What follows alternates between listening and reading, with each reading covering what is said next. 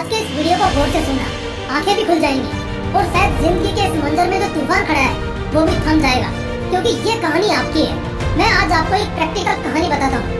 ये कहानी 100% आपसे जुड़ी है। आपने इसे अपनी जिंदगी में महसूस भी किया है और आज भी लाखों करोड़ों लोग ऐसे ही जिंदगी जी रहे हैं और इस कहानी के पात्र हैं।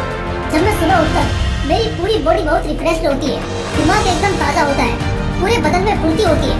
ऐसा लगता है जैसे अब ऐसा कोई काम नहीं है जो मैं ना कर सकूं। एक तरह से कहा जा सकता है कि सुबह उठने के बाद का जो आलम होता है ना, वो एनर्जी का पावर हाउस होता है। अब इसके बाद ज्यादातर लोगों के साथ क्या होता है, उठने के कुछ समय के भीतर ही मन में बहुत से ख्याल आते हैं, जैसे आज ये करना है, वो करना है, बहुत सारा काम कंप्लीट करना है, पढ़ाई करनी है, ये सिलेबस कंप्लीट करना है, वो असाइनमेंट पूरा करना है, वगैरह वगैरह।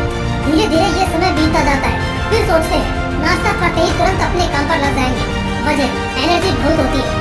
नाश्ता खत्म करते ही फोन हाथ में ले लेते हैं और यही सोचते हैं कि बस थोड़ा सा इंस्टाग्राम स्क्रॉल करेंगे, कुछ गेम्स खेलेंगे, बस थोड़ा सा फोन या कंप्यूटर इस्तेमाल करेंगे और बस फिर तुरंत काम पर लग जाएंगे और आज का जो हमारा टास्क है उसे पूरा करेंगे।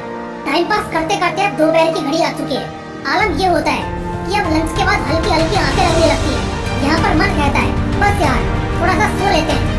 जैसे ही उठेंगे तो बॉडी एक बार फिर चार्ज हो चुकी होगी और डबल फोर्स के साथ काम करेगी, मगर ऐसा होता नहीं है। शाम हो जाती है, नींद से जागते हैं, उठते हैं, फिर फ्रेश होते हैं और सोचते हैं जरा सा बाहर घूम के आ जाता हूँ। उसके बाद तो पक्का जितने काम पड़े हैं सभी कंप्लीट कर लूंगा। और ऐसा हम खुद को बोलकर बाहर जाते हैं और लौटते हैं सीधा शाम ढलने के बाद। और एट द एंड रात को फिर अपने फोन पर लग जाते हैं और खुद को तसल्ली देने के लिए कहते हैं कि बस खाना खाने के बाद आज सारी रात बैठकर सभी टास्क कंप्लीट कर देंगे। डिनर होता है और फिर हम बेड पर जाते हैं। लाइट ऑफ होती है, फिर सोचते हैं एक बार जरा फोन चला लिया जाए, ये बस आखिरी होगा। मोबाइल की लाइट के चलते आंखें सुस्ती महसूस करने लगती है। अब नींद आने लगती है और हम सोने ही वाले होते हैं कि तभी अचानक से दिमाग में टक से एक ख्याल आता है कि अरे बाप रे, मेरे आज इतने सारे काम पड़े के पड़े रहते हैं। कल तो कॉलेज का लास्ट डे है असाइनमेंट का और फिर आज तो इतना सारा काम खाली छूट गया और फिर बोर्ड की गाली खानी पड़ेगी। अरे यार, ये वक्त इतनी जल्दी कैसे बीत गया, कुछ मालूम ही नहीं पड़ा। काश ये मैंने कर लिया होता तो अब चैन की नींद सो रहा होता। अरे बाप रे, 1 महीने बाद तो सेमेस्टर एग्जाम है, मैंने तो अब तक कुछ भी नहीं पढ़ा, एग्जाम में जरूर फेल हो जाऊंगा। पता है रात के 11-12 बजे जब आप सोने की कोशिश कर रहे होते हो उस वक्त आपको नींद ही नहीं आती, क्योंकि उस समय वो सारे काम एक साथ आपको याद आने लगते हैं कि कैसे क्या करना था, कितना कुछ करना था, कितना कुछ प्लान कर रखा था और लास्ट में किया तो कुछ भी नहीं।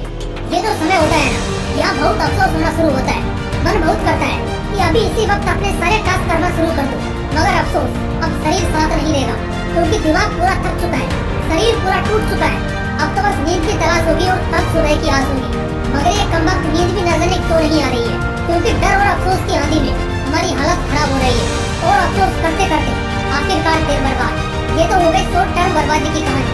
लॉन्ग टर्म बर्बादी का मंजर दिखाऊं तो ध्यान से सुनो। जब आप जन्म लेते हो, बच्चे होते हो, मन में बहुत ज्यादा क्रिएटिविटी होती है, अंदर हर समय कुछ नया जानने की चुल मची रहती है, आप बहुत ज्यादा एनर्जेटिक होते हो। फिर आप टीनेजर बनते हो, अभी भी आपके बॉडी में, आपके माइंड में बहुत ताकत है, लेकिन अफसोस अब आप बहुत सारे डिस्ट्रैक्शन जैसे आशिकी, प्यार मोहब्बत, गलत संगत, मोबाइल, वीडियो गेम्स, इन सबके जाल में फंस जाते हो और आपकी लगभग आधी जवानी ऐसे ही बीत जाती है। जब एक उम्र बाद आप में समझ आती है तो अफसोस तो बहुत होता है, मगर अफसोस कि वो उम्र गुजर चुकी होती है जब आपके अंदर बहुत एनर्जी थी और आप रेस्पॉन्सिबिलिटी के तले दबे और फंसे नहीं थे। इसी तरह आप अफसोस करते करते और समय की मार खाते खाते कब बूढ़े हो जाते हो आपको पता ही नहीं चलता और लास्ट में गुमनामी की मौत से जिंदगी को अलविदा कर देते हो।